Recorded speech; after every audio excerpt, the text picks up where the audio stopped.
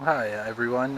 Today I'll be showing you a few models of the lawnmowers, mainly the self-propel model, and I got the rear-wheel drive, all-wheel drive, and no-wheel drive. Now first we're going to be starting with the old traditional lawnmower. I had this mower for 6-7 years, and it's the basic just push behind mower, and it has a smaller engine which has a 5.0 torque, and now they make it at 125 cc, and this used to be 152 158, and the newer model is a lot lighter. And I have a problem with this one. It's the blade holder actually got sheared off. Let me show you. So this one, the blade holder needs to be replaced, and that I need a puller in order to get that replaced. And I haven't got to it to get it done. But anyhow, overall it's a very good mower. It's basic. You have to actually prime it. It's not self-priming, unlike the newer models. And the engine is basically still good. Along with the blade holder issue, I really don't have a problem with this mower. 6-7 year, and never stored in garage, and it's always outdoor, snow and rain, and it just starts like a charm with one pull or two pulls. But anyhow, let's move on to the next one. Now this one is a Troy built from Lowe's. It's a rear-wheel drive. This is one of the heaviest of all mowers because this has a big engine. It's 190 cc, and it has a single lever wheel adjustment. What it is this is all linked together. Once you pull this, you can adjust the height for all wheels, and I guess that's the reason why it's much heavier, because it has a link all throughout. One pull, I'm showing, you can adjust the height. Now this model has the biggest torque. It didn't say exactly here, but I know this one has about 8.5 torque. Okay, it's about 3.25 more than this one, and you do feel it because the engine is a lot more power when you're going through thick grass. It mulch evenly, and you can glide through it without having the engine to choke because loss of power. But anyhow, the only thing I feel that Troy Bill could make it better is they have to replace some of these plastic parts, because these are all plastic. Okay, unlike other, they just have the basic metal slots. And the other thing is, this seems very fragile, and I have to put a foam around it because this edge is very sharp. And when you push, you tend to, or turn, you tend to hit your stomach actually with this when you're turning. Now the variable speed is pretty good. It's quite, smooth, the transition. You don't feel the, a jittering because when you push, or sometimes when it goes slow.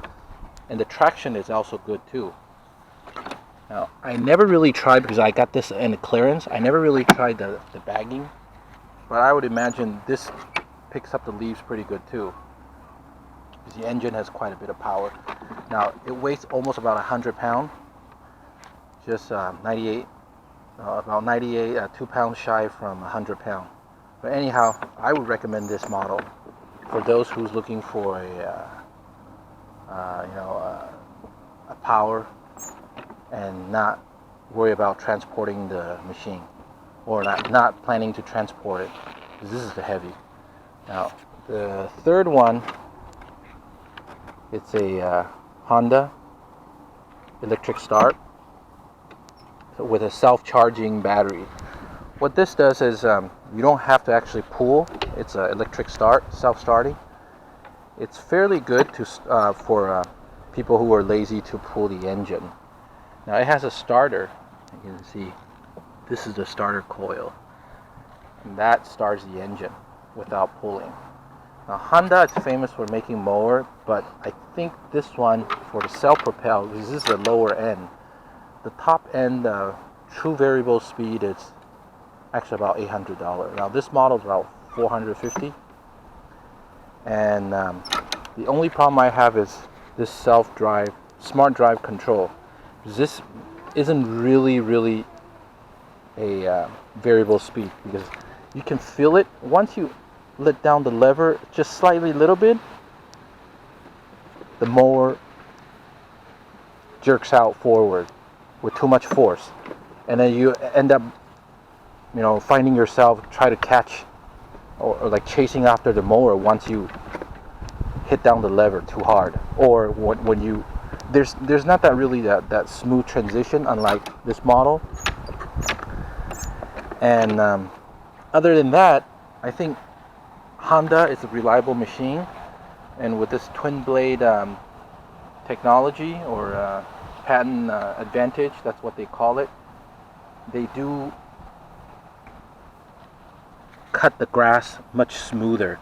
But the other issue with the smoother grass cutting is that it tends to the clipping tends to fly everywhere, but I guess most people don't really mind, and some people do, because they have to bag it, and then all the single tiny grass get impregnated into the mesh. I don't have the bag installed in the back, but they do get stuck in the mesh, because the mesh is not really filter, it's just a mesh. Okay, so for those that plan to use this model, I think I would recommend not to use this to cut or collect leaves, because you end up spending a lot of time trying to clean the bag. But anyway, it's a very good mulching machine because it's a twin blade technology. But on the other hand, the blade that you're looking at to replace it costs you about $40, because it's genuine Honda parts.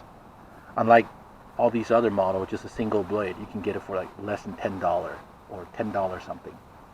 But anyway, Honda, I would recommend also. Now this is I just recently got it. It's a all-wheel drive. Toro decided got on board with the all-wheel drive, unlike Husqvarna. And it's been going on for a while, that other brand that have full all-wheel drive, and Toro decided to get on it. Now Toro is more commonly used and more popular than Honda. Honda is mainly because of price. Now they vary from the basic front-wheel drive to rear-wheel drive and to all-wheel drive. This is a 2017 model all-wheel drive, or 16 model. Anyhow, it has a very good traction, rear wheel and front wheel. So additional traction does help, and the personal pace, which is solely by